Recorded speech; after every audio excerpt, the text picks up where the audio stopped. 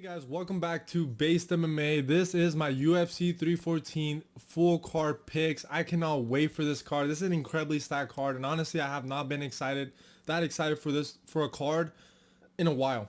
I think since probably I want to say UFC 308, that was a really good card to Poirier Holloway.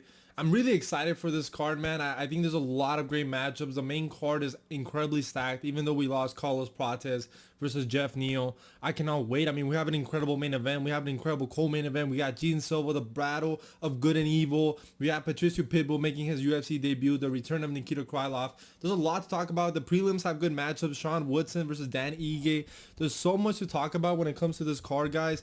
But I'm going to go quickly through the prelims, guys. I'm going to be honest with you. I don't know who these girls are. Like, I'm not going to pretend like, oh, Nora Cornell, she's such a good fighter. I don't know how she fights. I don't know. You guys tell me in the comments below who's going to win this woman fight. Tryson Gore, wasn't that the guy that was supposed to fight Bo Nickel? When did this guy last fight? I don't know, man. I got to be honest. Like, I didn't even really think about these picks.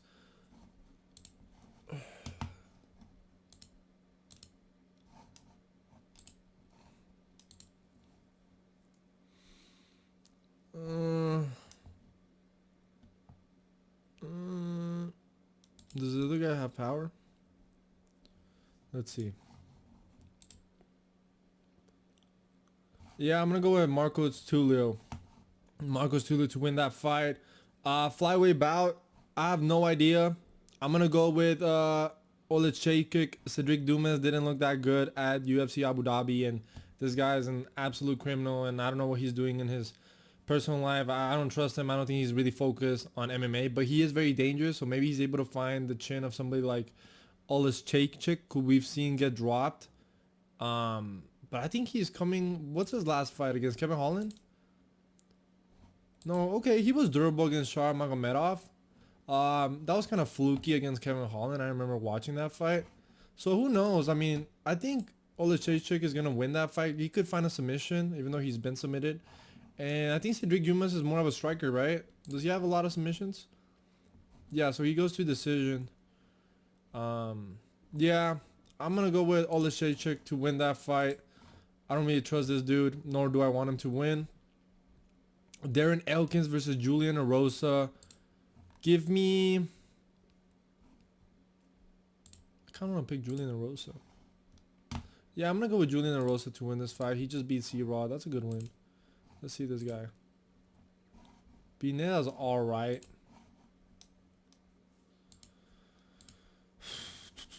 I'm gonna go with Julian Erosa to win that fight. Yeah. I'm not too invested in these early prelims. Now we get to a really good fight. Jim Miller versus Chase Hooper. Little Tom Holland here. I'm gonna go with Chase Hooper to win this fight. I think Jim Miller is very crafty. He's a veteran of the sport, but I mean, he's taking a lot of damage. I think Chase Hooper has shown improvements when it comes to striking. I think he's kind of getting a lot stronger. I think he's getting a lot more comfortable when it comes to his UFC skills, his MMA ability, and I think he should win this fight. You know, his striking has gotten a lot better. He's very tall for the weight class, and I think that this is kind of a stepping stone for Chase Hooper. I think there's a reason why they're putting him against someone like Jim Miller, who I think he's going to beat, guys. I think he's going to end up beating Jim Miller, who he's a UFC veteran. He's crafty. He has power. You have to be careful with this guy because he could put your lights out. But I think Chase Hooper is the better striker. I mean, he's really good when it comes to his grappling. His BJJ has looked really good. When did he last fight? I want to say he fought that bald dude. Oh, Clay Gidia. So I was thinking about this fight, Borshev. Yeah, I think this guy has more momentum right now. I'm going to go with Chase Hooper to win this fight. I'm going to go with a youngster. I'm even going to put him in a parlay. I think right now I have a 4-piece parlay with Chase Hooper, Werner Jandiroba, Yair Rodriguez, and I believe Michael Chandler. I put a little bit of money. It's a good parlay if you guys want to copy it. This is not financial advice, by the way. Now, Jan Jonan versus Werner Jandiroba is a very interesting matchup because I think Jan Jonan is a very good fighter, man. I think she could have beat Yang Wei Li. I thought the fight became very competitive after she got submitted in the first round, and that's the problem. Yang Jonan got submitted by Yang Wei Li in their fight, in that title fight. Virna Jandiroba has really good grappling. I think she has a lot of momentum. She's very strong. She's very physical. And I think Virna Jandiroba is going to be able to control Zhang Jiaonan and win a decision, or even maybe even be able to find a submission. I mean, we've seen Zhang Jiaonan be put in some bad positions in the ground, but Zhang Jiaonan has good striking, man. She has really good striking. She could make it interesting on the feet. So this could be a very competitive fight, but I'm going to go with Virna Jandiroba to win that fight. Now, moving on, we have Dan Ige versus Sean Woodson. This is a very good fight, man. That's a very good fight. That's just a very good fight. We have Dan Ige versus Sean Woodson. Sean Woodson's build, man, it's really uncomfortable to look at. Dan Ige is coming off that loss against Lerone Murphy. Damn, I can't even speak right now. Against Lerone Murphy, where he dropped him in that first round. Dan Ige is crafty. You can't really stand in front of Dan Ige. Dan Ige has good power, but Sean Woodson has good volume. I think he has good takedown defense. And he's coming off that knockout win over the Mexican dude. What's his name? Pineda? Padilla. Ah. Ugh. This is a close fight. Frick. And Sean Woodson has like underrated power as well. But Danny has fought some good guys. I mean, he's coming off Lerone Murphy. Before that, he fought short notice Diego Lopes, where he looked good. He looked good in that fight. Damn. And I don't think Sean Woodson can out-grapple him, because Bryce Mitchell was able to beat him that way. Damn, this is a good fight, man. I actually don't know who wins. I'm going to pick Dan Ige. I'm going to pick Dan Ige to win this fight, guys. Not the best of breakdowns, as you guys can tell. Hopefully the breakdown gets a little bit better once I start talking about the main card. But this is a tricky one. I'm going to go with Dan Ige. Has Dan Ige been finished? No, right? He's pretty durable. Decision. He took some like hard hits from Diego Lopes, and he was able to eat them. Then knocked out Andre Philly. Remember watching that. He got controlled by Bryce Mitchell. He had moments on the feet. Yeah, I'm going to go with Dan Ige. I think Dan Ige is going to win this fight, guys. So, yeah. So we are starting off the main card with a fight between Nikita Krylov and Dominic Reyes. And this is a very interesting fight because Nikita Krylov, I'm just happy that the guy's alive, man, because we haven't seen this guy fight in like 2 years. I believe the last time this guy fought was in that Peter Yan versus Murad fight night card, where I think he submitted Ryan Spann in that first round.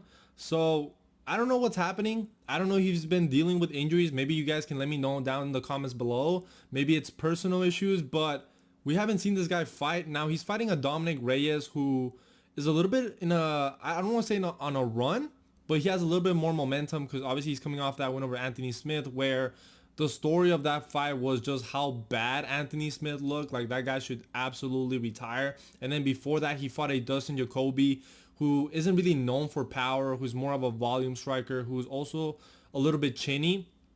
So I'm not surprised that Dominic Reyes was able to win that fight, even though a lot of people were counting him out because Dominic Reyes was on a three knockout loss skid where he got knocked out by Ryan Spann. He got knocked out by Yuri Prohaska. He got knocked out by John Blachowicz. So I understand why a lot of people were counting out Dominic Reyes. And this is a very interesting fight because Nikita Krylov, I mean, he's a good grappler. He's able to take you down to the mat.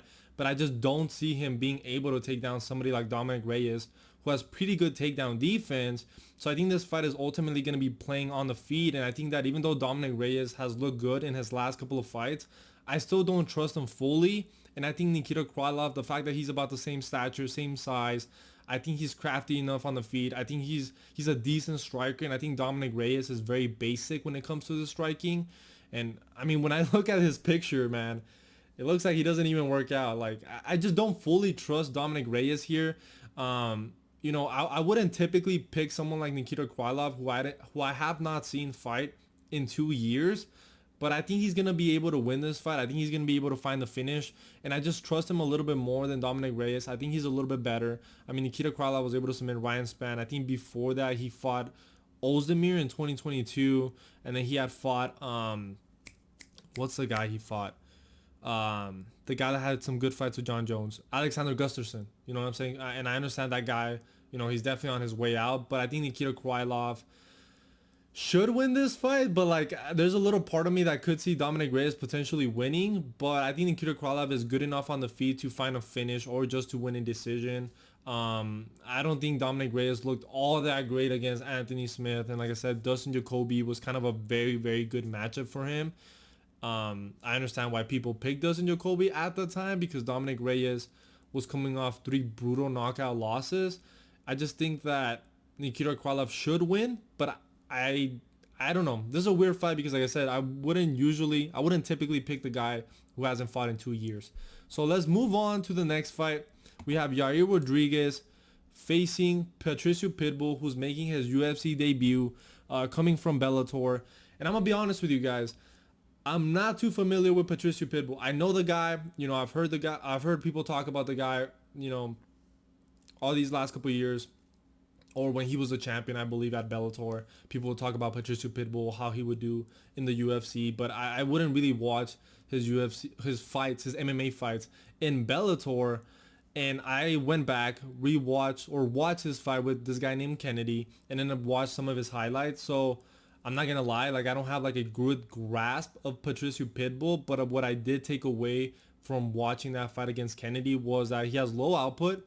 He definitely looks like a guy that's older. I don't know if he's UFC level. And I think Yair Rodriguez is going to beat him. I think Yair Rodriguez is going to beat him because even though Yair Rodriguez has some very clear holes in his game that we can talk about, his grappling, the fact that he's very fragile, he's very easy to take down, even though he is dangerous off his back and he has good BJJ, I think that Yair Rodriguez is just a better striker. He's a faster guy. And even in the fights that he loses, he still looks decent enough on the feet. Like, he still had moments against Brian Ortega in that first round where he almost finished Brian Ortega. So I still think he's a very dangerous striker. I don't necessarily think Yair Rodriguez is washed. I just think he has very, obvious holes in his game. And maybe Patricio Pitbull is able to take him down, kind of wet blanking him and win a decision. Maybe that could happen. But I think Yair Rodriguez is going to be able to win the moments. I think he's going to be the more active fighter in terms of volume. And I think it's going to be a good look when it comes to the judges. So I think Yair Rodriguez is ultimately going to win this fight. Maybe he's able to find the finish. I think that if this was a Patricio Pitbull a little bit younger, maybe in his early 30s, then I could see Patricio Pitbull winning this fight. But as of right now, I don't know, man. I think I have to go with Yair Rodriguez. And like I said, I'm not too familiar with Patricio Pitbull going into this fight. Now, moving on to the next fight, we have Bryce Mitchell versus Gene Silva. The battle of good and evil. Who's going to win this fight? Well, I'm very biased. I'm going to be very biased. I think Bryce Mitchell should win. No, I don't believe that. I want Bryce Mitchell to win. This fight, but I think his striking has regressed just a tiny bit, man. I was re-watching his fight against Kron Gracie, who, I'm going to be honest, bro, Kron Gracie had no business fighting Bryce Mitchell. Like, the guy was coming off a loss against Charles Jourdain. Kron Gracie has a BJJ style and MMA fighting style that is completely outdated. So Bryce Mitchell should have won that fight easier, in my opinion. There was moments in that second round where it looked like Bryce Mitchell was in a bit of trouble. And like I said, I don't think he looked good enough on the feet, which concerns me when he's fighting someone like Gene Silva, who's very patient, who has a lot of power, who's able to find the combinations, who's very comfortable on the feet. I could see Bryce Mitchell being a little bit hesitant on the feet.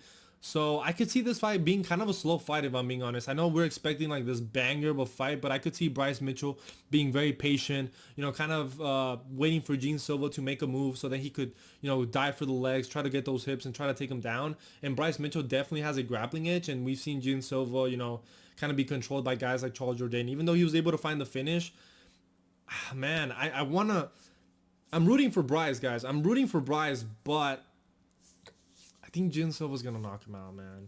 I think Gene Silva's going to find the finish. And I just have to pick the fighting nerd until I get shown otherwise. And I just think that, like I said, if Bryce Mitchell looked a little bit better on the feet in his last fight, maybe I would be a little bit more comfortable picking him. I mean, I know he had good moments against Topuria, a fight where he fought sick, but I mean, like right after, I think he had that fight against Danny Ige where he was able to control Danny Ige, and I could see that maybe being a path here against Gene Silva, who hasn't really been tested all that much when it comes to his grappling. But I think Gene Silva is a very strong guy. I think he's going to be able to find uppercuts. You know, that left hook, right straight is going to be there against someone like Bryce Mitchell. And even Kron Gracie was landing on Bryce Mitchell. So I don't know, man. I want to pick Bryce Mitchell. I could definitely see him winning here with the grappling, maybe even able to find a submission. Who knows? But I think you just have to go with Gene Silva, man. Like, I think you just have to. I think he's going to be able to find a finish. I could see Bryce Mitchell maybe even winning the first round, controlling Gene Silva a little bit.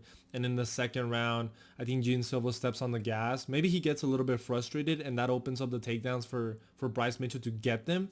But I think Gene Silva is just too dangerous, man. He's too dangerous. I'm rooting for Bryce Mitchell. This is the battle of good and evil. And if Bryce Mitchell is able to win this fight, I mean, his post-fight speech is going to be absolutely incredible. But I think the UFC typically gets what they want. And I think they knew what they were doing when they were matching up with Gene Silva after all the controversy with Bryce Mitchell. I think they knew exactly what they were doing.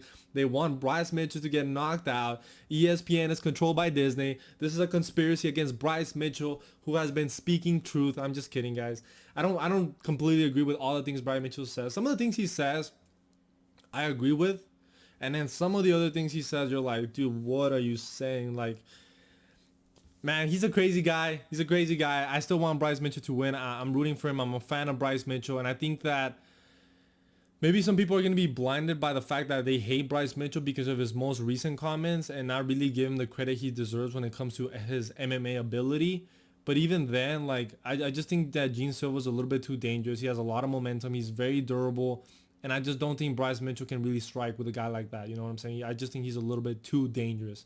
Now let's move on to the co-main event. We have Michael Chandler versus Paddy Pimblett, a 5-round co-main event. And man, this is an interesting one. I've been going back and forth on this fight because I think the logical pick, which is a little bit crazy to say, is Michael Chandler. Michael Chandler has fought the better competition. He's fought Charles Oliveira twice. He's fought Dustin Poirier. He's fought Justin Gaethje. Clearly fought the better guys. Paddy Pimblett's best wins are what? Bobby Green, who I knew he was going to be Bobby Green. Before that, he fought the corpse of Tony Ferguson. And then before that, he had that, very close fight against Jared Gordon where we all thought he lost. So Michael Chandler has clearly fought the better guys. But, the elephant in the room is that Michael Chandler has horrible fight IQ. And he's the guy to find a way to lose to Paddy Pimblett. Like, Michael Chandler is the type of guy to not get submitted by Charles Oliveira, but then get submitted by Dustin Poirier. Michael Chandler is the type of guy to not get knocked out by Justin Gaethje, but get knocked out by Charles Oliveira. So I would not be surprised here if Paddy Pimblett is able to find a finish, if he's able to knock him out, if he's able to submit him, because, Michael Chandler, wings his hooks, and if he doesn't land, he's there to be countered. And Paddy Pimblett, he's a big guy for the lightweight division, so, he could counter him. Paddy does have power. I think people underestimate Paddy's power. I know he's not very technically sound, but also, Michael Chandler has horrible fight IQ, but then Paddy, on the other hand, has horrible striking defense. He has absolutely horrible striking defense, and I think that if Michael Chandler is on his A game, and if he starts like he usually starts his fights, not the way he fought Charles Oliveira in the rematch. I don't know why he was trying to be so methodical and technical in that fight. Like, that's not what got you to the dance. Like, what makes Michael Chandler dangerous is his athleticism, his explosiveness, and his power. You know what I'm saying? So I don't know why he decided to fight that way against Charles Oliveira, where in that first fight, he almost knocked out Charles Oliveira, almost finished him at the end of that first round. And if it was another ref, honestly, they might have even stopped that fight against Charles Oliveira. So I think Michael Chandler, I'm going to pick Michael Chandler, guys. I'm going to pick Michael Chandler to find the finish, to find the chin. But this is one of those fights where I'm not going to be surprised if Paddy submits him. I'm not going to be surprised if Paddy knocks him out. But I think Michael Chandler, I think this is do or die for him. And I think this is the type of fight he wins. He knocked out Dan Hooker. He knocked out Tony Ferguson. And I think Paddy is kind of on that Dan Hooker level. I think he might be better than Dan Hooker, actually, because what I will say, actually, I just remember this. Michael Chandler has not beat anyone in the UFC that is coming off a win. Remember that. This might come back and bite me in the ass if Paddy wins this fight. I'm going to go with Michael Chandler.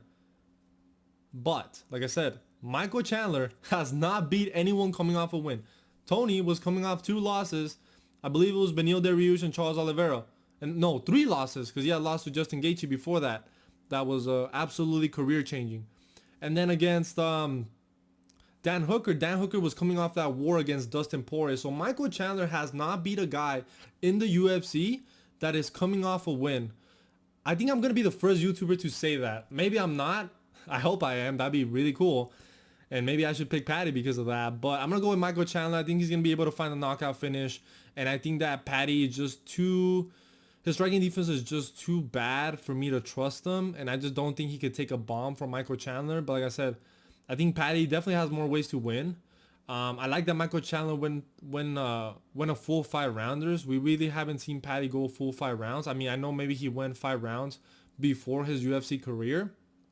But I'm not too familiar with those fights. So I'm just judging Paddy Pimblett off his fights in the UFC. And this is definitely one of those picks where I could see it like not happening. You know what I'm saying? But I'm going to trust Michael Chandler. He's fought the better competition. I think he's learned from that Charles Oliveira rematch that you need to rely on your strengths. You can't be technical. And I think that if he's very explosive, if he overwhelms Paddy Pimblett, I think he's going to be able to find his chin. I mean, we saw Paddy Pimblett even kind of get wobbled by like, I don't want to say wobbled in terms of he was stunned, but even Tony Ferguson, the corpse of Tony Ferguson was still landing on Paddy Pimblett. And I knew Bobby Green had nothing for him, guys. I'm going to be honest with you. That was one of my takes last year before UFC 304 where I said, I think Paddy's going to beat Bobby Green easily. Like that was one of my, I think I made a video actually called my UFC hot takes. And I explained that video that I really thought Paddy was going to win. And a lot of people were expecting Bobby Green to expose Paddy Pimblett. I just don't think so. I think this is finally the true test for Paddy Pimblett. I think if he's able to get through someone like Michael Chandler, then we need to have a real conversation about Paddy Pimblett's, you know, chances against top 5 fighters. And I think this is a fight that Michael Chandler also needs to win. So I think this is going to be an incredible fight. And ultimately, guys, I think I'm going to go with Michael Chandler. But I am concerned about that pick. Now it is time to talk about the main event, which I've kind of already talked about a lot. I don't want to sound like a broken record.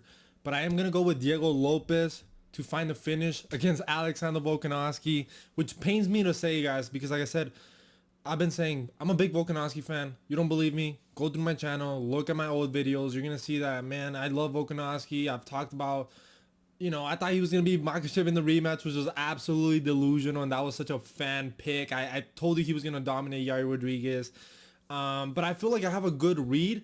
When it comes to Alexander Volkanovoski, I knew he was going to get knocked out by Topuria. I said that Topuria was a bad matchup before Volkanovoski had gotten knocked out by Makhachev in the rematch. Because obviously once Volkanovoski got knocked out by Makhachev in that rematch in Abu Dhabi, then more people were giving Topuria a chance.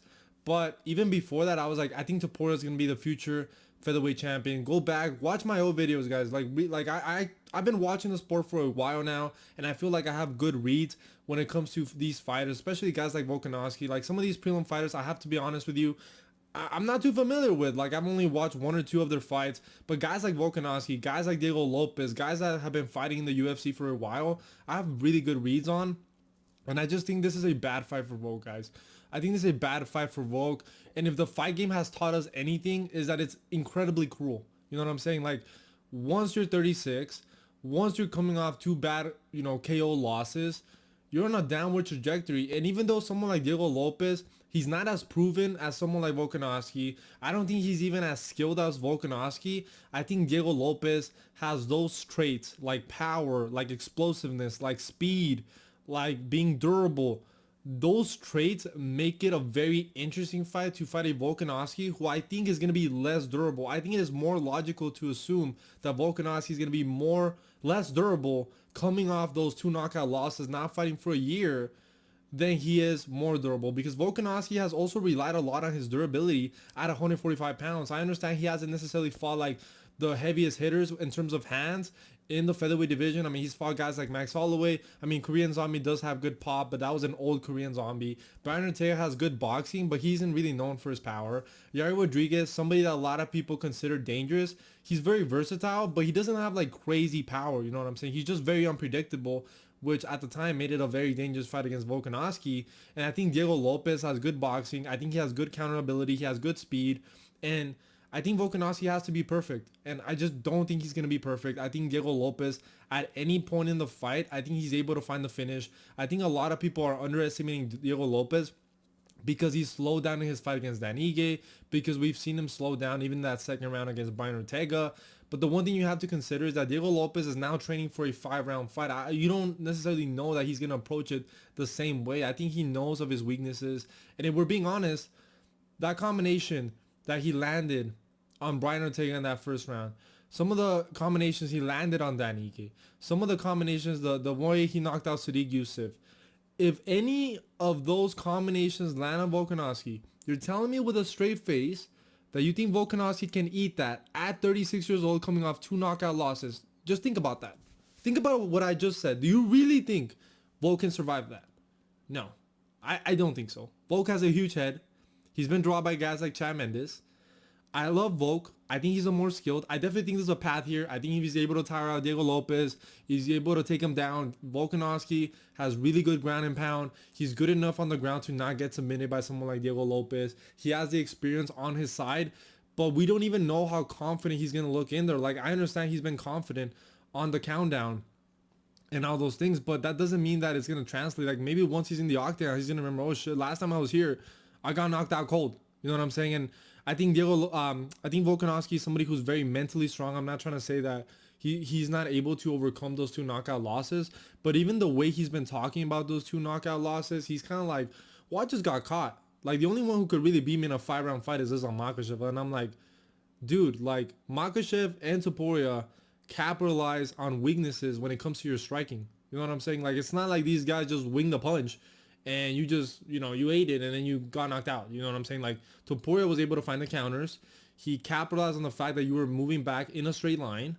Makhachev, he knocked you out in the first round, so even the short notice doesn't even really play a factor, because it's not like Volkanovski got knocked out after being gassed in the 3rd or 4th round. Like, he got knocked out pretty early on in that first round by Makhachev. So, guys, I'm going to go with the younger guy. I think Diego Lopes is on an upward trajectory. I think this is going to be very sad for a lot of us Volkanovski fans, even though I'm big fans of both these guys. I'm a big fan of Volkanovski. I'm a big fan of Diego Lopes, but I just have to go with the younger fighter. I think Diego Lopes is going this way. I think Volkanovski is coming down, and I think this is a perfect time for them to meet in the middle and for someone like Diego Lopes to knock out Alexander Volkanovski, guys. So that is my predictions for UFC 314. I hope you guys enjoyed. Let me know down your predictions in the comments below, and I'll see you guys in the next one.